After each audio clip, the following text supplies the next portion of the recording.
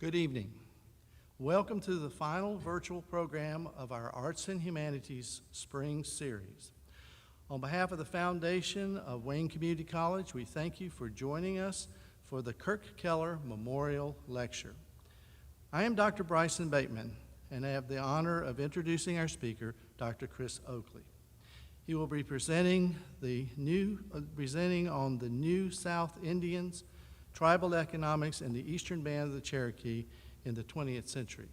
By the way, he wrote a book on this a few years ago, so it's on Amazon, I presume.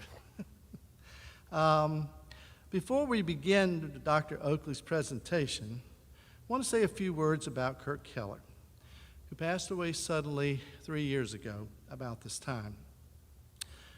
Kirk and I got to know each other a number of different ways. We first became acquainted in the emergency room probably 30 years ago, but he remembered it, but I didn't. Later, we both joined the board of the Goldsboro Bridge Battlefield Association, where I really got to know him. And then we both ended up on the faculty here at the college. He is an instructor and myself as an adjunct. I came to really admire him because of his love and concern about our community and its history. And he would do just about anything to promote it. He would lead cemetery tours, bus tours. He organized a lecture series on the Civil War that spanned about 30 lectures in 4 years. He helped with the filming of a documentary about the nuclear accident that was in Wayne County in 1961 when one of our B-52s fell out of the sky and dropped a couple of bombs.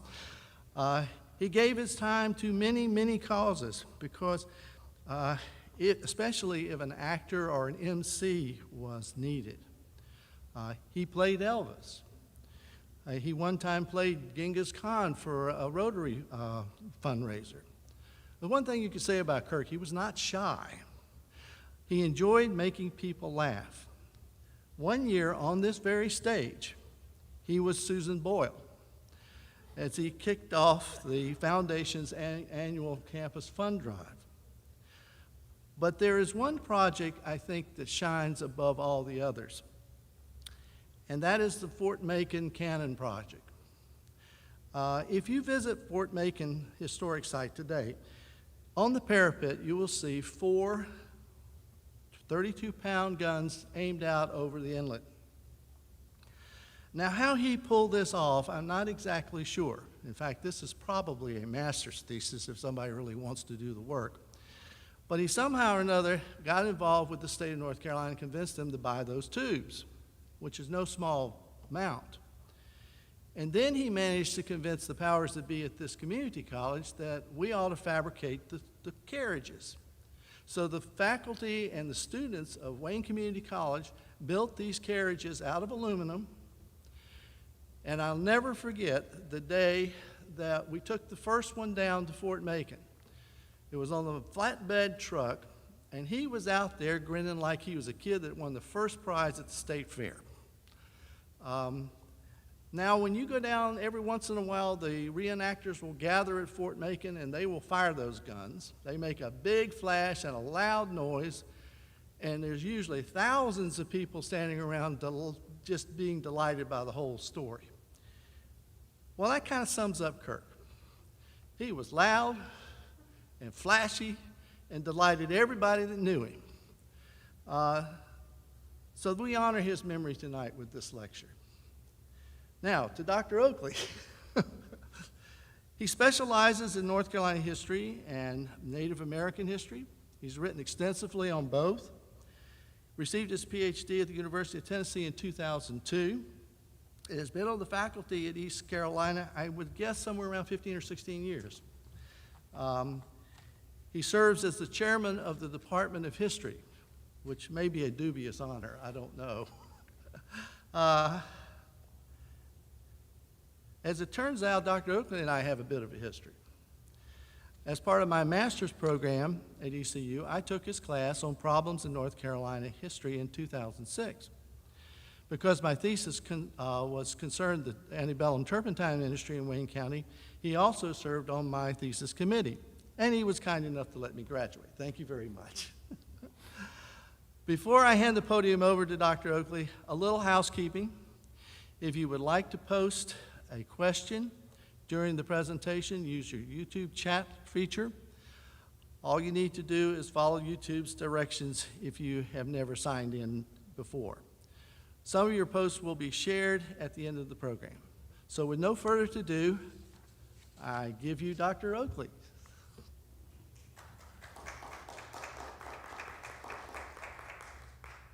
Thank you very much, and thank you, Bryson, for that kind introduction. I was trying to remember how long it had been. I can't believe it's been 15 years since you were first in my class. That's very kind of you. That was my first year, so this is I've been at ECU about 15 years now. Thank you. I'm very honored and excited to be here.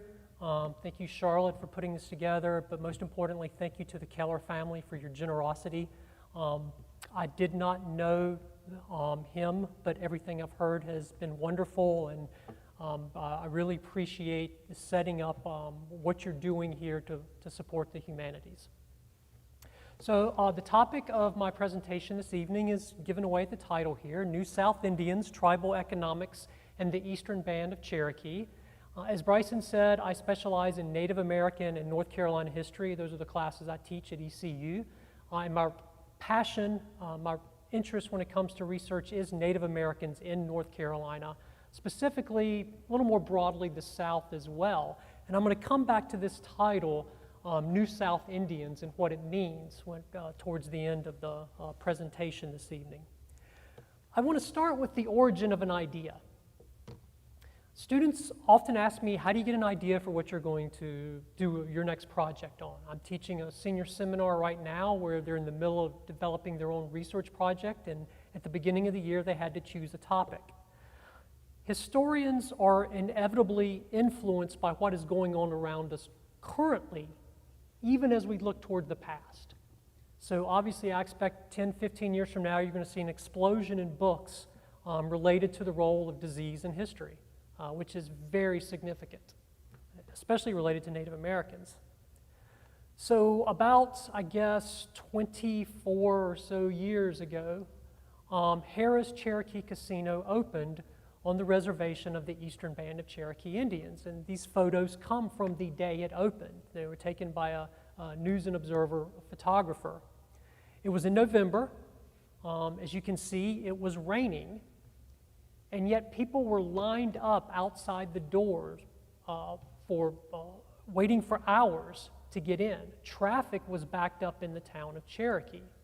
So from day one, the casino at Cherokee was an economic success. Now it just so happens that that very same semester was my first semester as a graduate student at the University of Tennessee. I had gone there to study Native American history in the South, in North Carolina, broadly the South, with my advisor, John Finger, who had published a book here on the right called Cherokee Americans. And I went to Tennessee specifically to study for him. And even though Knoxville is in Tennessee and the reservation is in North Carolina, it's only about 60 miles away. So it's a pretty, well, it's not easy, but it's a pretty short drive across the mountains to get to the reservation. So I was a young graduate student when the casino opened. And the notion of a casino opening in North Carolina on a Native American reservation intrigued me. And I began to think about, well, one of the things, I was interested in Native American history, but one of the things I never really thought about was an economic approach to studying contemporary Native American history. And I wrote a paper about it for a class. So that was late 20th century. It was not the topic of my dissertation, but after finishing my dissertation, getting a job at ECU, and publishing a couple of other books pictured here, I decided I wanted to return to that idea and expand it into a larger project. So the first book I wrote, pictured here on the left, is Keeping the Circle, and it's actually about Native Americans in eastern North Carolina. After that, I collaborated with another very prominent Cherokee scholar, Theda Perdue, to kind of revise a book that she had done on Native Carolinians, which is kind of a general introduction to Native American history in the state. And then I returned to the topic, and as Bryson mentioned, I wrote another book called New South Indians, which I'll explain more about the name in a couple of minutes, Tribal Economics and the Eastern Band of Cherokee in the 20th century. So the idea for the book really came about more than 20 years ago, but finished it and was only recently published a couple of years ago by the University of Tennessee Press. So for the book, I kind of was thinking about three different paths of history and how they converged in this one topic. The first was Native American economics, inspired by this explosion of reservation gaming in the 1990s, but it's not a book that's solely about casinos, even though that's often the part I get asked the most about. Secondly, it's an attempt to incorporate Native Americans into the history of the modern South, not the colonial South, which they are often most associated with, but the modern South. And again, I'll come back to that near the end of the talk. Then lastly, it's a new look at the Eastern Cherokees in the 20th century, meant not to replace previous studies like my advisor, Professor Finger, but to augment it, to add to that story. So the book is divided into 5 chapters.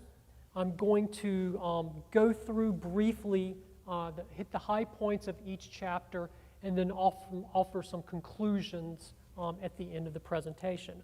But before we get there, I imagine with this audience, many of you are interested in history. You probably already know this, but I do want to very briefly introduce the Eastern Band of Cherokees and how they are distinct from the Cherokee Nation. In the early 1800s, the Cherokee Nation occupied a large segment of the American South. Parts of the states of North Carolina, South Carolina, Tennessee, Georgia, and even into Virginia. And you can see here on the map, I won't use my pointer, but the kind of darker green segment there, those were the lands of the Cherokee Nation. That's a large chunk of land in the American South, and as it turned out, a pretty valuable chunk of land that others wanted. The Cherokee Nation was prosperous. They were doing well. They were not poor. They were not struggling. We'll come back to that at the end of the presentation as well. But they were considered a hindrance to the expansion of the United States, to manifest destiny, to the growth of the cotton kingdom that was spreading across the South. Consequently, in the 1830s, the Cherokees, like many other Southern Indians, were removed from their lands in the East and relocated to lands in the West along the infamous Trail of Tears. It wasn't just the Cherokees, there were others. But the majority of the members of the Cherokee Nation were forcibly relocated in one, in my opinion, the more tragic stories in American history. But not all of them were removed.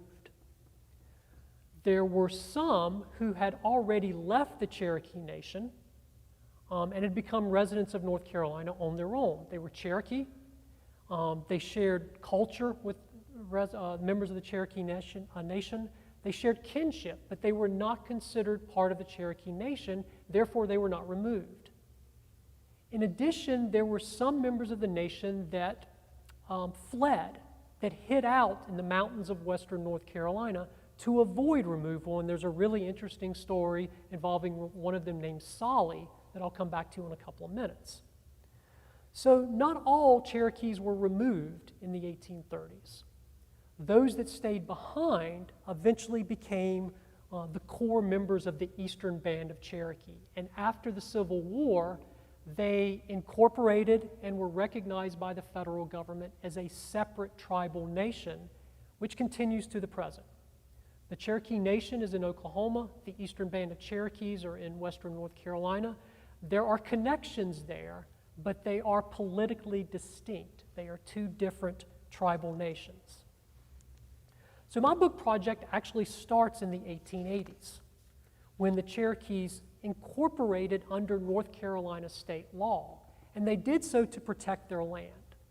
And the question I wanted to ask, what was driving my research, is how did the tribal council seek to develop the economy on the reservation from the 1880s to sort of up to basically the turn of this century. So it's broadly the 20th century. I really start in the 1880s, come up to the early 2000s, but it's kind of a long 20th century. So the central question I was asking is, what did the tribal government of the Cherokees do to develop their reservation economy? And what I found, historians love to put things in periods, right? The Progressive Era, the Civil War era, and so forth. What I found is there were 5 distinct periods that I could divide the book into to talk about what the Tribal Council was doing to develop the reservation economy.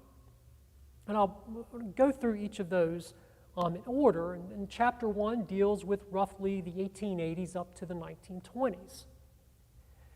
I saw that recently Lorraine Umfleet was one of the speakers here. And so if you saw that particular lecture, you probably know generally what was going on in North Carolina in the 1880s and the 1890s.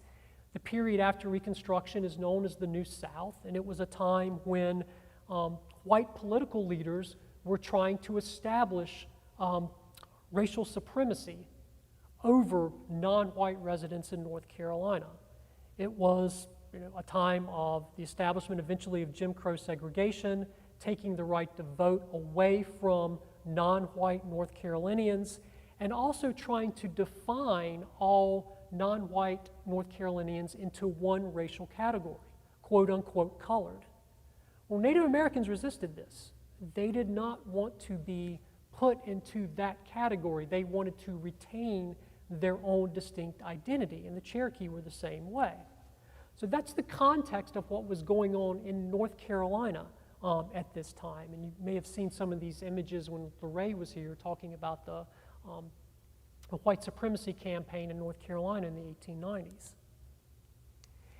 At the national level, the federal government was trying to, quote unquote, civilize Native Americans. And I probably should have put the civilization in quotes up here, trying to turn Native Americans into quote, civilized white Americans through a variety of different ways.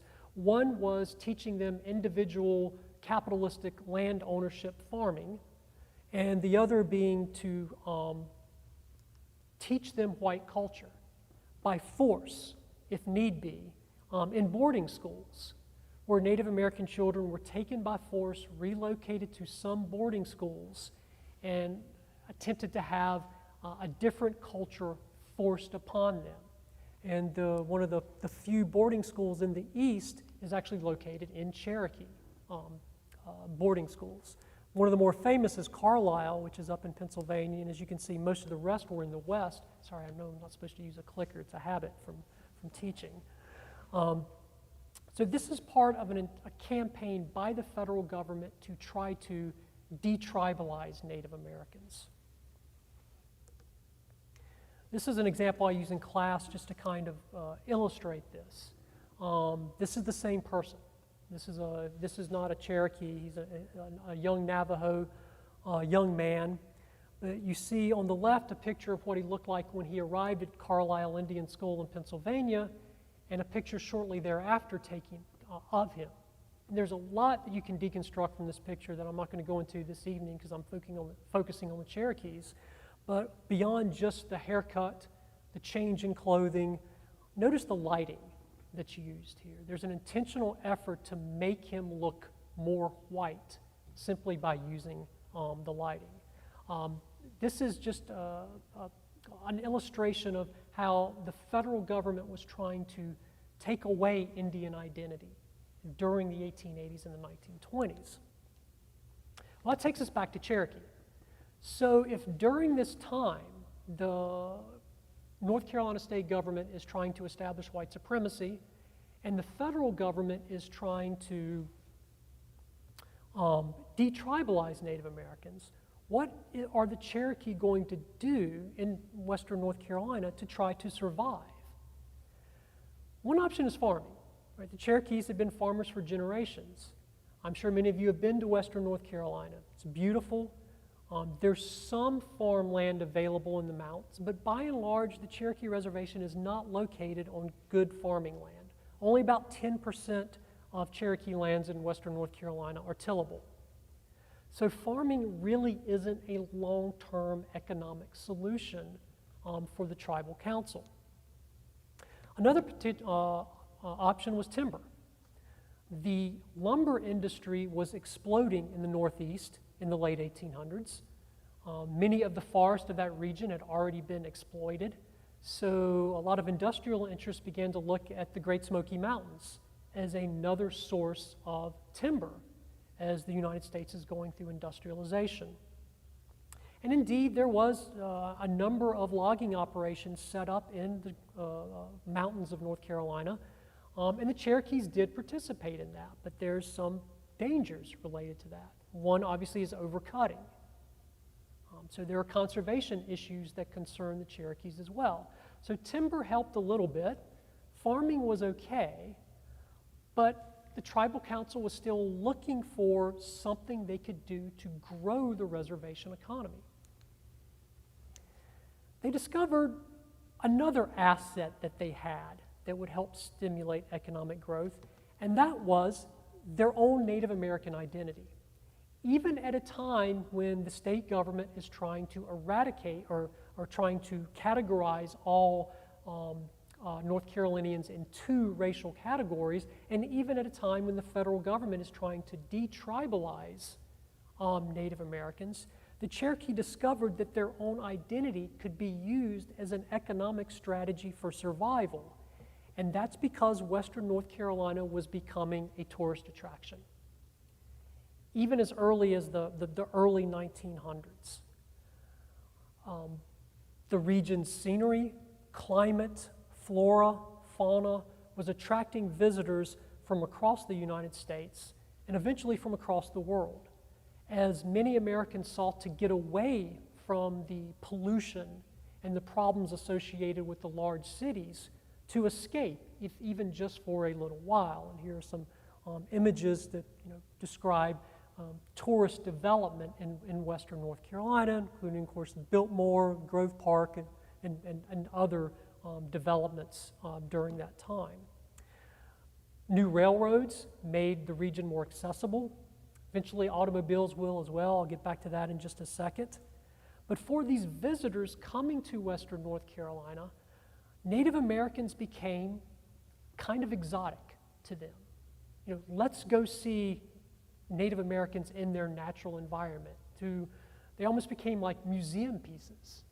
And the tribal council knew that they could take advantage of that to develop their own reservation economy, and you begin to see cultural heritage as an economic strategy for survival.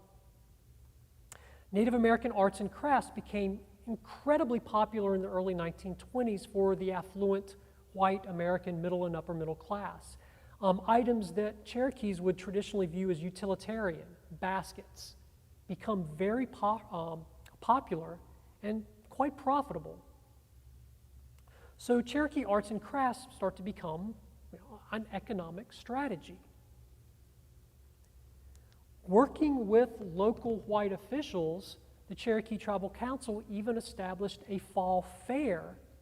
The first fall fair was in 1914 on the Cherokee Reservation. These photos are not from that one. I don't have any from 1914. These are from a few years later, but you kind of get a sense of what the fair might look like. It's a combination of what we think of as a county fair along with some traditional Native American practices blended together. The idea being to attract people to the reservation where they would spend money. The pictures here, especially the ones on the left, are from the Cherokee ball game known as a netso, A-N-E-T-S-O, which is a traditional ball game that was played across the eastern United States by Native Americans and was the forerunner of lacrosse today. So it looked very much like a game of lacrosse. And you see other things, of course, that we often associate with other southern fairs, such as a Ferris wheel. They had produce stands set up for where Cherokee farmers could show the crops that they had grown during the year. They also sold baskets, and it was, again, an event designed to bring people to the reservation. So by the end of the first chapter in the book, already the tribal council is beginning to use tourism as a way to stimulate economic growth on the reservation. Chapter 2 begins in 1930, really, I guess, technically the end of 1929, because the Great Depression has an enormous impact on that tourist economy as it did all aspects of the American economy in the 1930s. The Great Depression devastated the Cherokees as much as it did other Americans. But it also had a positive effect on the Cherokee. FDR, elected in 1932, taking office in 1933, promised Americans a quote-unquote New Deal. Now, when he ran for office in 1932, he never really talked about what that New Deal was, but it sounded good, and it inspired optimism in Americans. It turns out that the New Deal had aspects that helped support Native Americans as well, specifically the Indian Reorganization Act, which is passed in 1934. The IRA ended the practice of allotment and assimilation that I talked about earlier. Rather than trying to destroy Native American culture, it actually celebrated it and protected it. Rather than trying to eradicate tribal organizations, under the IRA, the federal government protected tribal organizations, even empowered them. The Indian Arts and Crafts Board is established in the mid-1930s to promote Native American culture rather than trying to destroy it. Then there were other aspects of the New Deal that weren't intentionally targeting Cherokees or other Native Americans, but also had a positive economic impact. One was the Civilian Conservation Corps, which was a work program. This is a photo from one in Caldwell County. It is not a Cherokee camp. I couldn't find a photo specifically from a Cherokee camp, but it is an example of what a CCC camp would look like in the 1930s. These were camps that largely hired young single men, gave them a place to live, and would pay them not a lot, and Cherokees made less than others, but it gave them a job. It was an effort to deal with the unemployment problems of the Great Depression. Another aspect, though, is the establishment of a national park in North Carolina in the 1930s.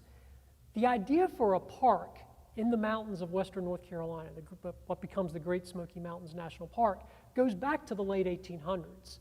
But logging interest had fought it hard and fought it successfully for decades.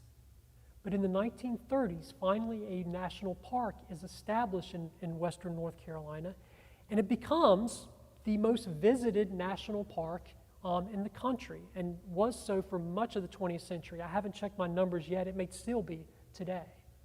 If not, I'm sure it's near the top. So it becomes a very popular attraction for Americans to visit. And of course, the Cherokee lands are right adjacent to the national park. As a result, as more Americans begin to visit the reservation, as roads are paved, as the park attracts new people, again you see that influence of arts and crafts becoming an economic center for the reservation.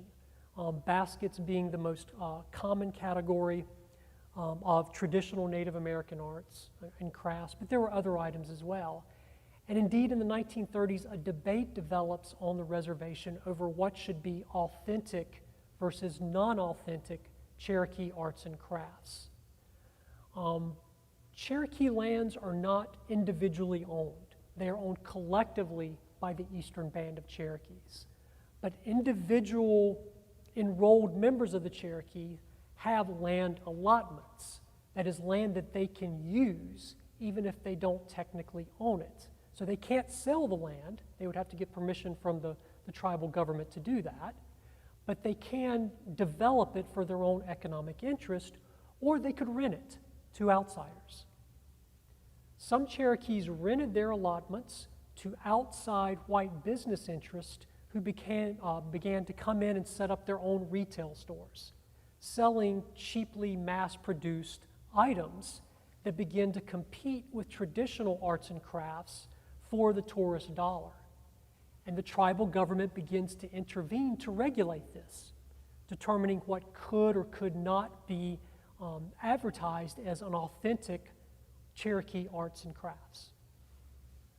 To me, I find this part particularly interesting, the tribal government stepping in and taking the authority to do that. Some people resisting, but ultimately this is an example of them establishing their authority to regulate economic growth on the reservation.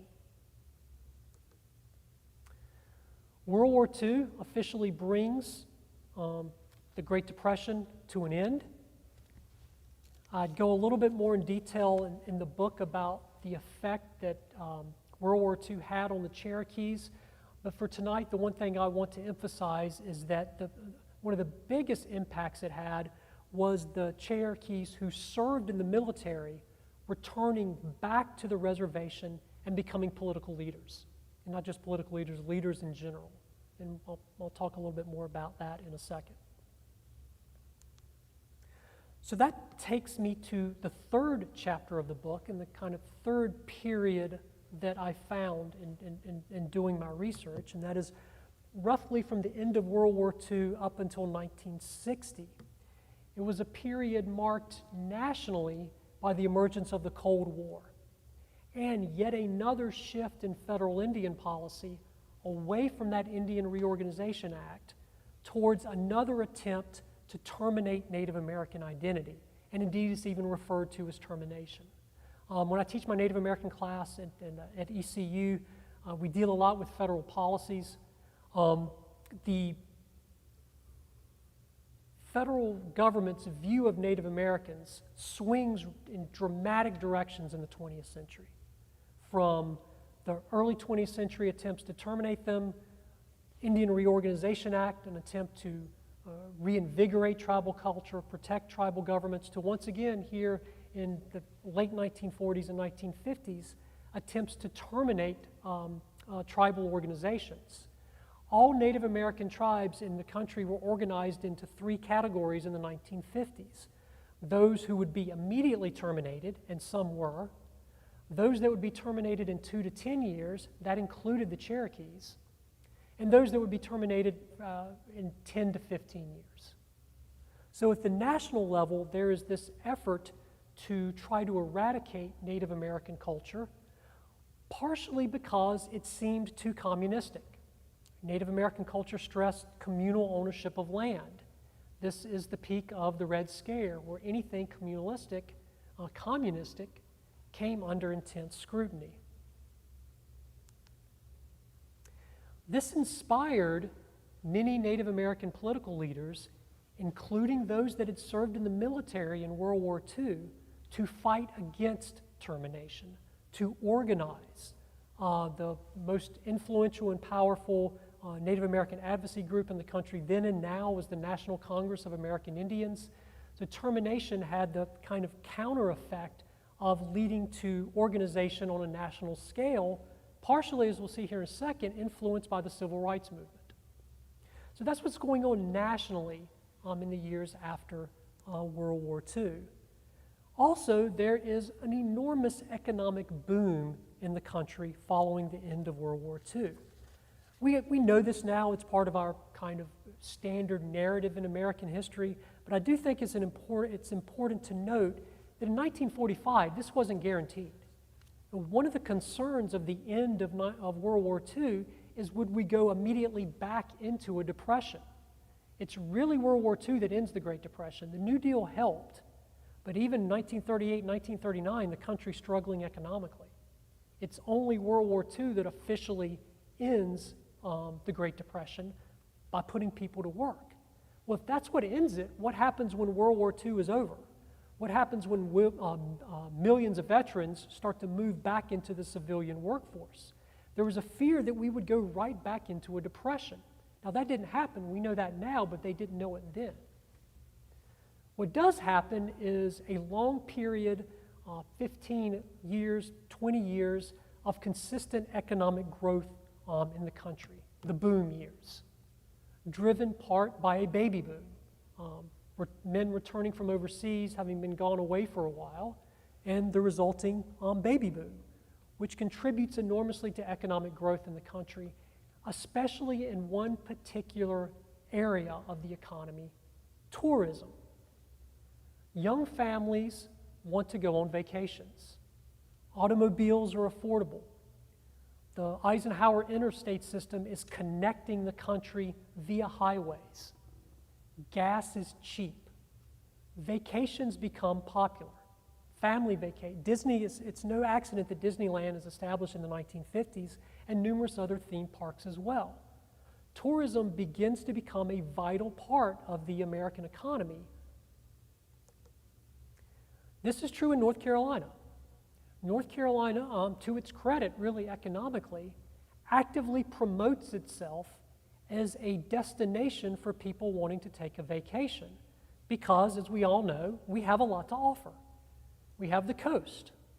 We have the mountains. We have the Piedmont if you want to play golf. There's a lot going on within the state. And believe it or not, we had one of the best highway systems in the country. North Carolina was known for having quality highways that connected our cities and attractions. And in the 1950s and 60s, North Carolina's motto, one of its ways of promoting itself was Variety Vacation Land. This was the state's official way to promote tourism in the state. And the mountains were part of that. And the Cherokees were part of the mountains. The tribal government worked with the Cherokee Historical Association to establish 3 key cultural attractions to draw people to the reservation. The Cherokee Historical Association probably sounds like a Cherokee organization, but it was not. It was an organization that was formed by white businessmen in western North Carolina who also saw the potential of the Cherokee as a tourist attraction, as a way to get people to come to the region. But the tribal council worked with them to develop 3 key attractions in the 1950s. The first was the outdoor drama Unto These Hills, which told the somewhat historical, somewhat over-dramatized version of the Cherokee Solly, who was involved in saving Cherokees during the removal era.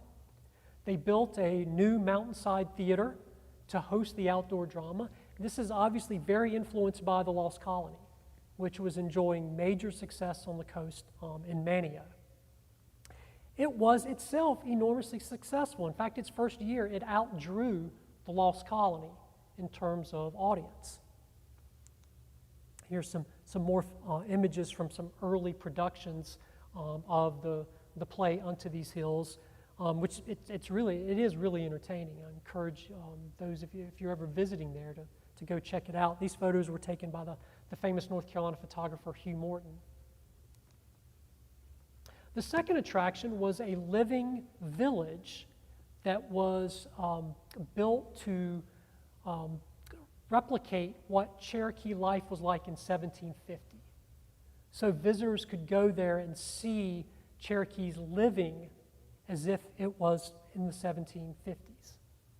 Right? Making traditional arts and crafts, weaving baskets, making masks, making bows and arrows, and so forth. The Conaluftee Indian Village. And the third was a museum. Initially housed in the building here, it grows over time into a very nice, modern, state-of-the-art facility. And again, I encourage you, if you go to Cherokee, to check out the museum. It really is first rate. So these are 3 key attractions that the Tribal Council worked with an organization to establish on the reservation to bring people there to support the economy.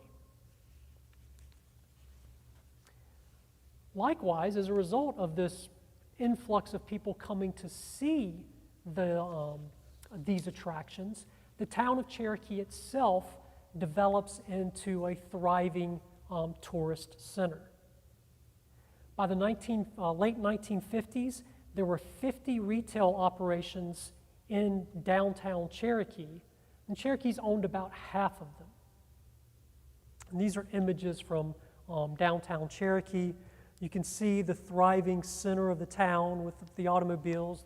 The importance of the automobile in American history in the mid-20th century really cannot be underestimated. Same thing with the South and air conditioning. Right? There is no modern economic growth in the South without the air conditioner. Buses bringing in tourists, and of course the ever-prevalent chief that was hired to stand outside of a retail store and try to lure potential customers into that particular location. Chiefing actually becomes a term used to describe this process. Cherokees were hired by businesses to stand outside to promote that business. They would dress in a way that was designed to appeal to the American tourist. And if any of you know anything about Cherokee culture, you know that these images have nothing to do with Cherokee culture. Right? Cherokees did not wear feathered headdresses. They did not live in teepees. That was not part of their traditional culture, but it's what white tourists wanted to see. And they would also pose for pictures, as being done here, for a fee, of course. So chiefing becomes controversial on the reservation. Then up until the present, it's kind of faded out over the last few years. It's another example of where the Cherokee Council steps in to regulate economic activity on the reservation, establishing guidelines for who could and could not become a chief. So by 1960, downtown Cherokee is has a thriving tourist economy, and it is one of the key factors that is allowing the reservation to continue. Here's some, I found a large collection of postcards. I can't remember if this was at the Cherokee Museum or in the State Archives in North Carolina, but there are a number of these wonderful postcards that I found when doing research. There was even a theme park on the reservation, not owned by the Cherokees, but by outside investors, known as Frontierland. The fourth chapter covers the years from 1960 to 1980. And again, I found there was a turning point for the actions the Tribal Council was taking during this time. What the council determined was that the reservation economy was okay, but it's seasonal.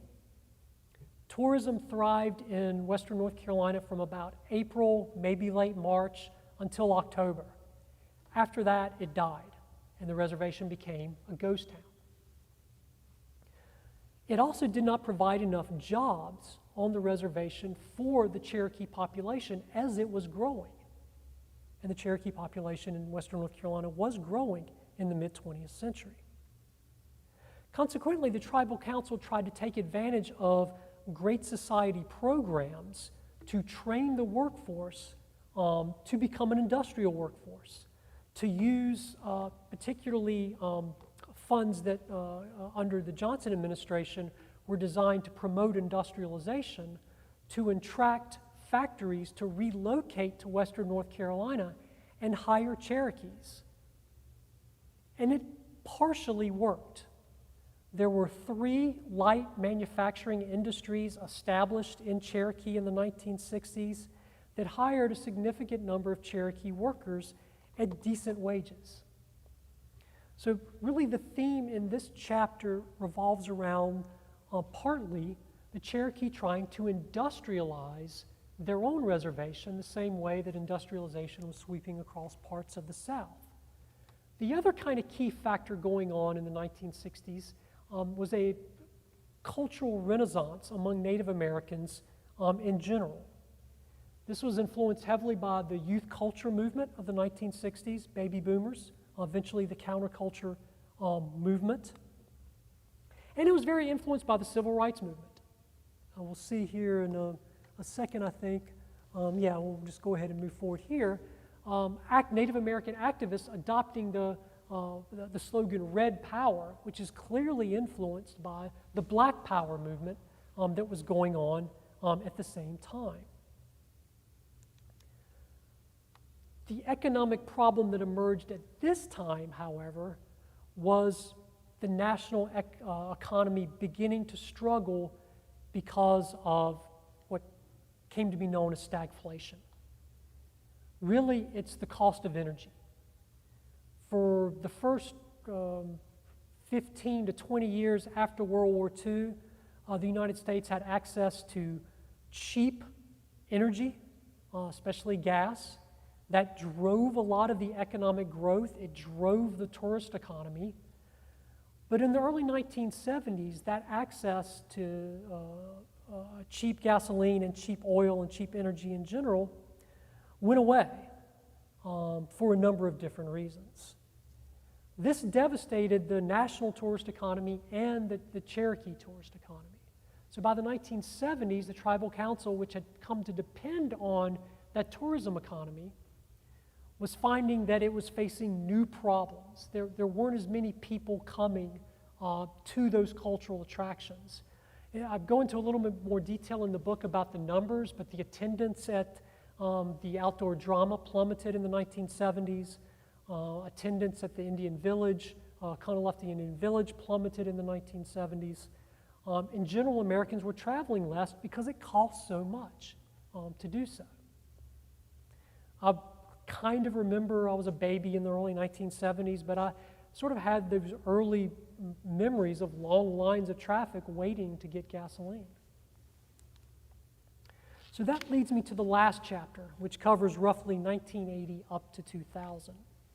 And its key feature is, in fact, the establishment of the casino, the establishment of the Tribal Council seeking another way to attract tourists to the reservation.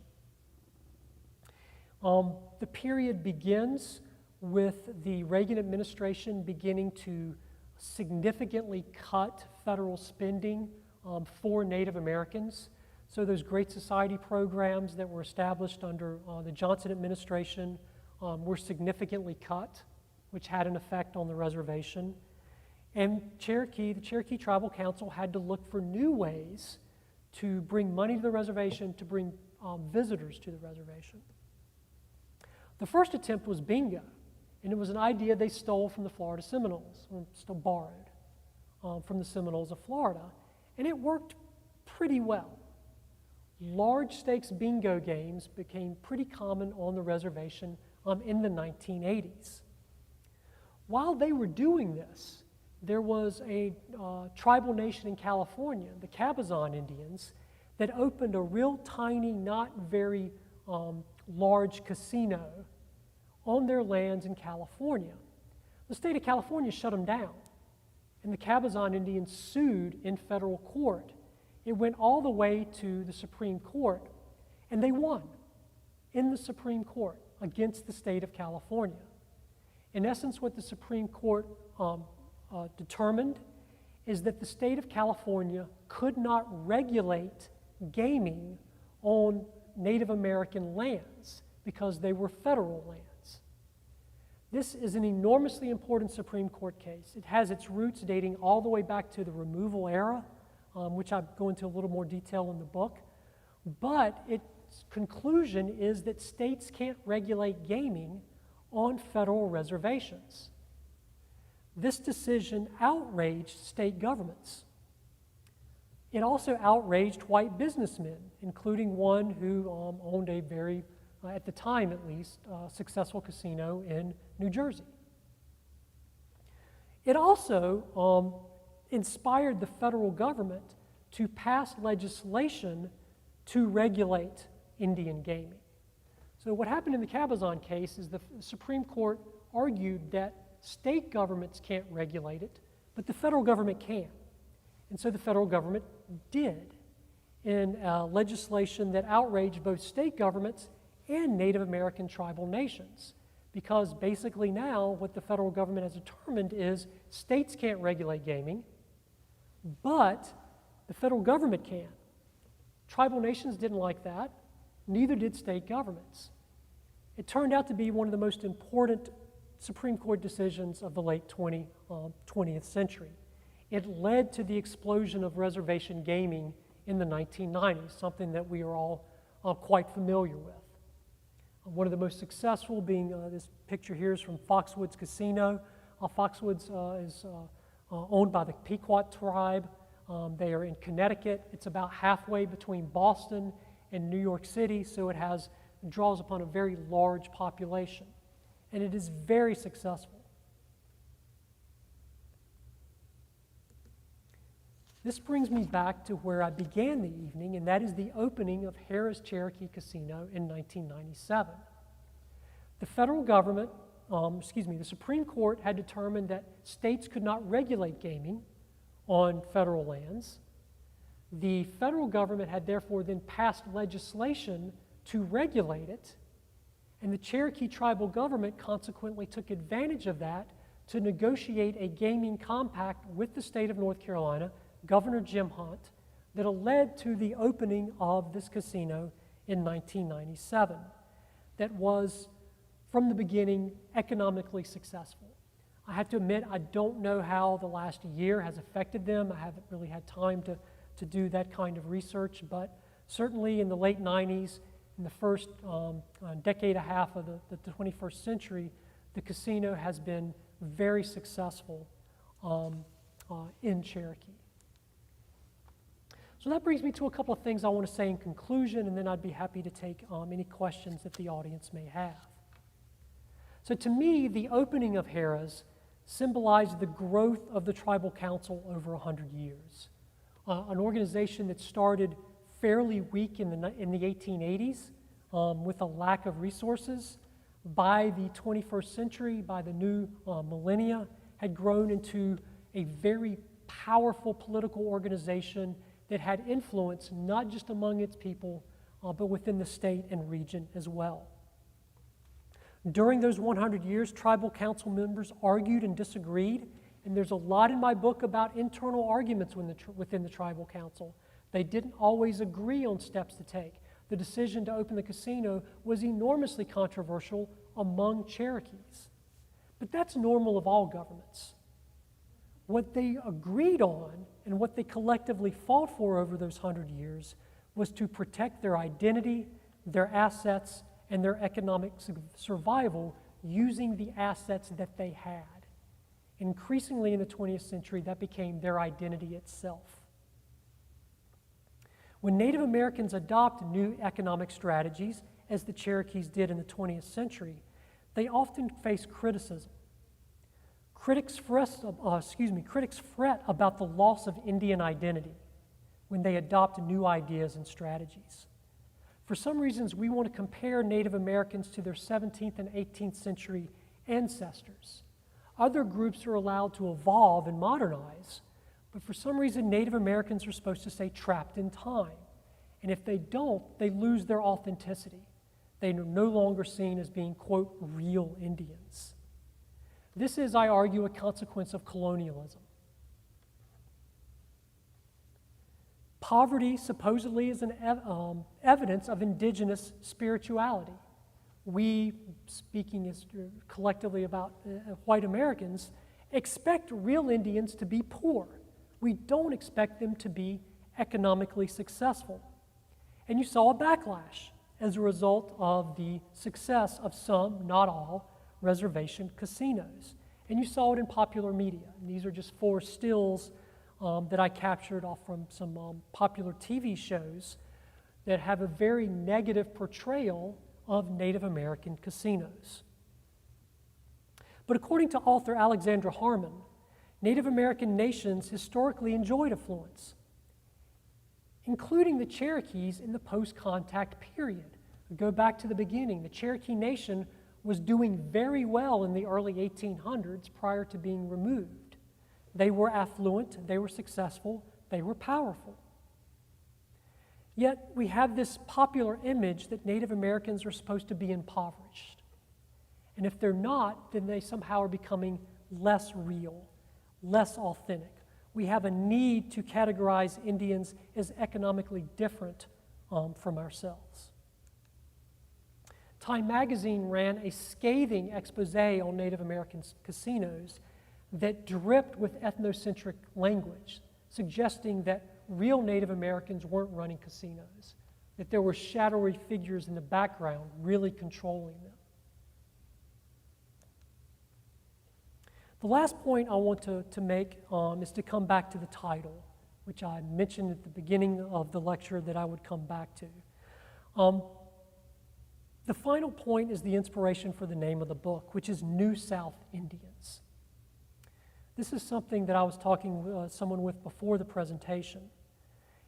Colonial era historians, that is scholars that study the colonial South or colonial America in general, have done an excellent job of incorporating Native Americans into their narratives. Today, no one would dare write a book about North Carolina in the colonial era without mentioning the Tuscaroras. But far too often, the Trail of Tears marks the end of the Native American presence in Southern history. If you look at the major interpretive books on the modern South, you will find very few references to Native Americans. That is starting to change. You're beginning to see authors writing books about the role of Native Americans in the modern South. And I don't think there's any state where that's more important than North Carolina.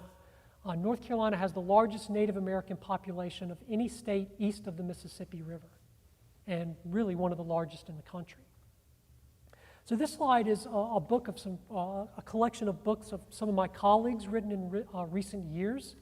For any of you that are interested in reading more about Native Americans in the modern South versus, say, the colonial South, whether it's Michaela Adams' book on tribal citizenship in the modern South, which does deal partially with the Cherokees, The Other Movement, which is a book about the Indian role in the civil rights movement, Sarah Hill's book, which is on the surface about baskets, but it's really more about broadly Native American political identity, especially the Cherokee in the 20th century.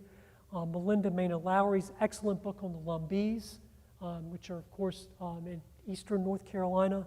Jessica Catalino's book on the Seminoles and their own successful casino operations. Catherine Osborne's book on the Choctaw, and another book here on the Seminoles. If you're interested in reading more about Native Americans in the contemporary South, there are books coming out constantly. These are just a few of my favorite. So my last point really is that the Cherokee are part of the South. In fact, they have been part of the South prior to the arrival of Europeans, and they are not going anywhere.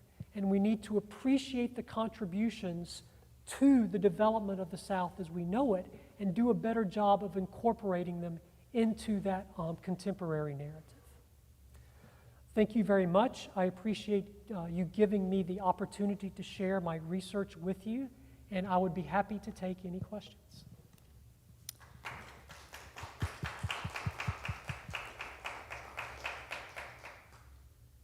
Thank you, Dr. Oakley. The first question is this striving for a stable and strong economy causing the Cherokee to try to prevent the Catawba from getting a casino? That is a very interesting question, and I apologize for doing this to the questioner. Given everything that's been going on the last year or so, I haven't had time to investigate that. So I honestly, I could make something up, but I can't give a good answer to that question. But at its core, you are talking about economic competition. So it's certainly possible, but I don't have a good answer for that question. Sorry. Why do you think, or you know that it's obvious that the Cherokee, the Native Americans, don't get what they deserve. We don't have the knowledge of everything you've talked about tonight. It's not readily available. I know you said it's coming forward, but why has that been so buried or not talked about? It's largely a product of colonialism. It's The story of the United States is a wonderful story in many respects. The country has done some fantastic things, and there's a lot that we should celebrate. Treatment of Native Americans is not one of them. Right? It's like dealing with the history of slavery in the United States. So it's difficult, I think, sometimes for people to deal with the negative aspects of our success. And a large part of it was on taking Native American land away. And so I think it's a product of that settler colonialism, right? I've started doing land acknowledgments when teaching my Native American classes so that students are aware that the land that East Carolina is on used to be part of the Tuscarora Nation. And we should acknowledge that and recognize that. I think it's that legacy of colonialism.